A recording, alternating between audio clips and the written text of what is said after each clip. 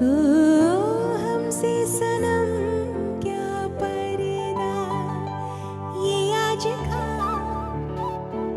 नहीं मिलन, ये संग है उम्र भर का, बाहों में चले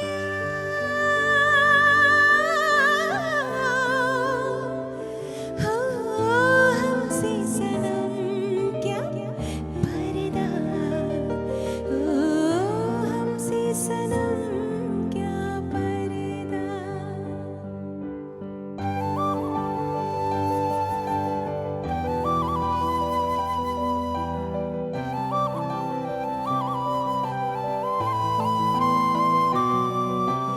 चले ही जाना है नजर चुरा के यूं, फिर थामी थी साजन तुमने मेरी कलाई क्यों, हाँ चले ही जाना है नजर चुरा के यूं, फिर थामी थी साजन तुमने मेरी कलाई क्यों, किसी को अपना बना के छोड़ दे ऐसा कोई नहीं करता,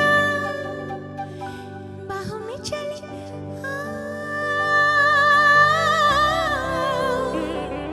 हो, हमसे सनम क्या पर्दा, हो, हमसे सनम क्या पर्दा, ये आज का नहीं मिलन, ये संग है उम्र भर का।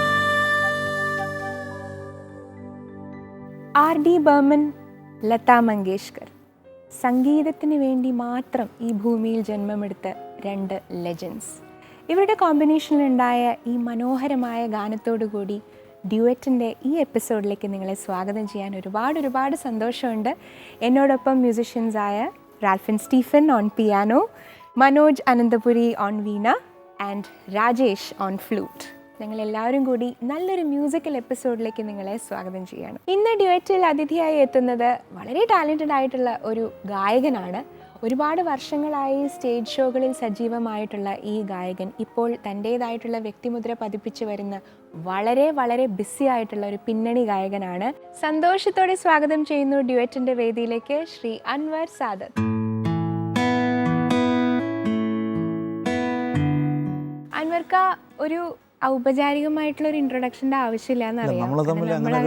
അതിന്റെ ആവശ്യമില്ല.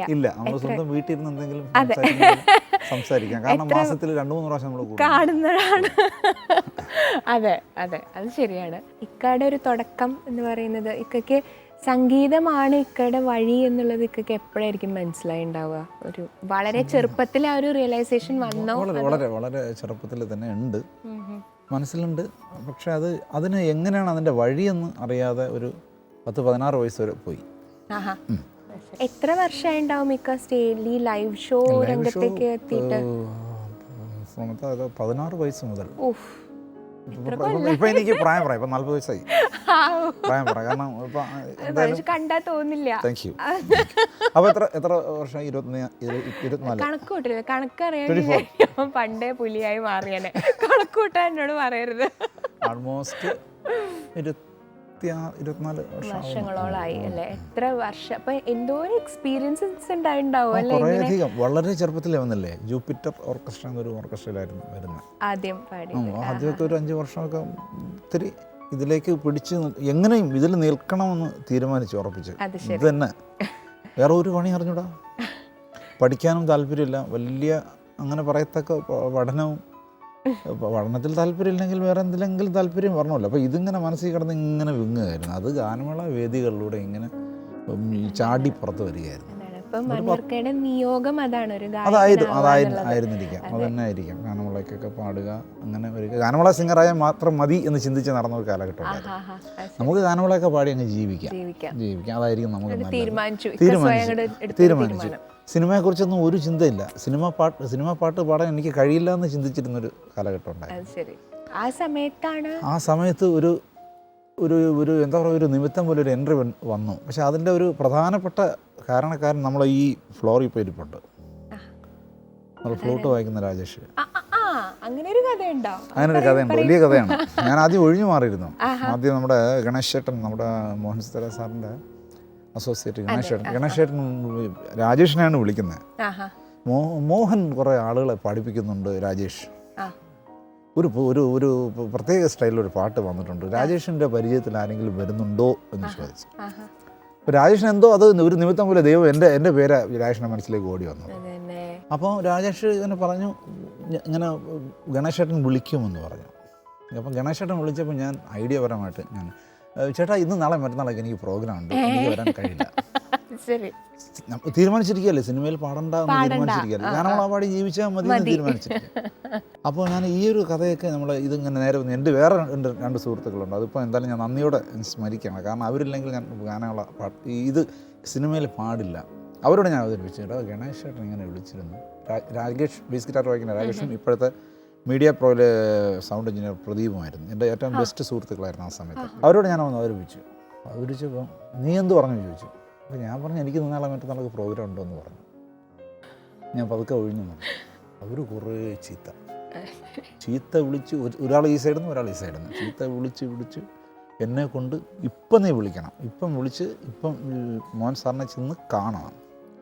അവർ തന്നെ നിർബന്ധിച്ച് എന്നെ കൊണ്ട് ഫോൺ വിളിപ്പിച്ച് ഗണേശേട്ടനെ വിളിപ്പിച്ച്, ഗണേശേട്ടാ ഞാൻ വരാം, എവിടെയുണ്ട് മോഹൻ ചേട്ടൻ, അത് ഇന്ന ഹോട്ടൽ ഗീത് ഹോട്ടലുണ്ട്, ചെന്ന് കണ്ടത്. അങ്ങനെ ചെന്ന് കണ്ട് അതൊക്കെ ഒരേ നിമിത്തമാണ്.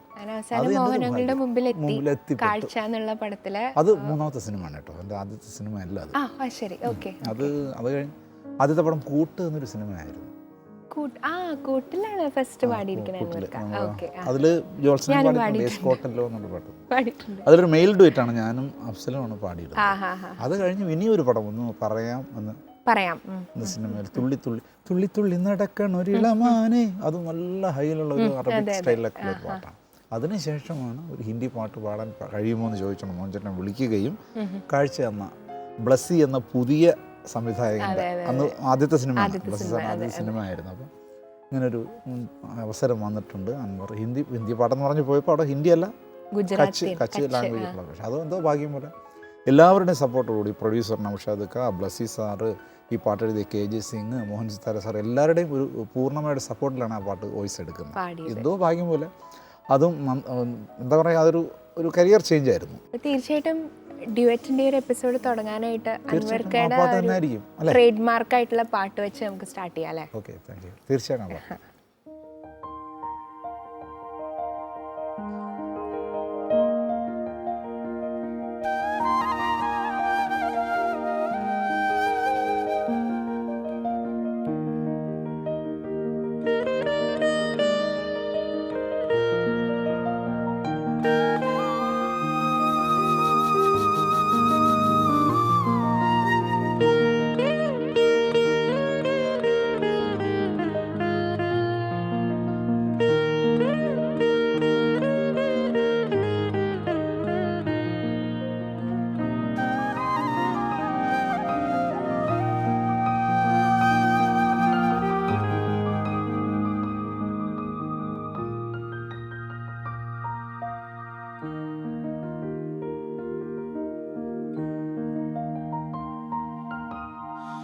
आकाश मातारा चमक चमक चमके, चमक चमक चमके, धरती तारे चमकती, चमक चमक चमके, चमक चमक चमके।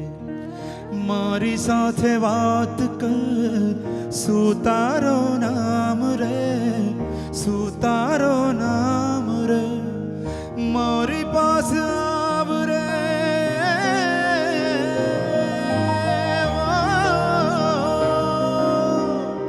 मोरी पास आव रे जुगनू, मोरी पास आव रे, आव रे, आव रे, आव रे, आव रे, आव रे, आव रे, जुगनू रे, जुगनू रे, जुगनू रे, जुगनू, जुगनू रे, जुगनू रे, जुगनू रे, जुगनू,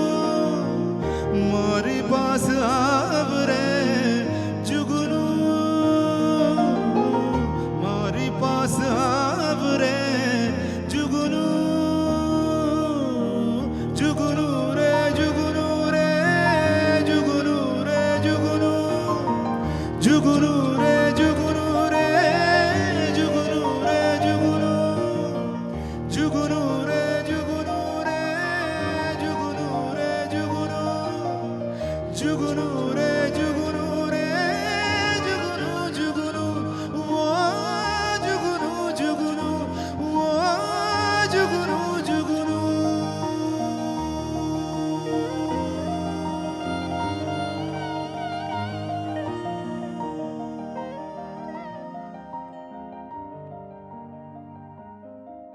क्या बात है ഉസ്താദ്, എനിക്ക് വയ്യ, അടിപൊളിയായിരുന്നു.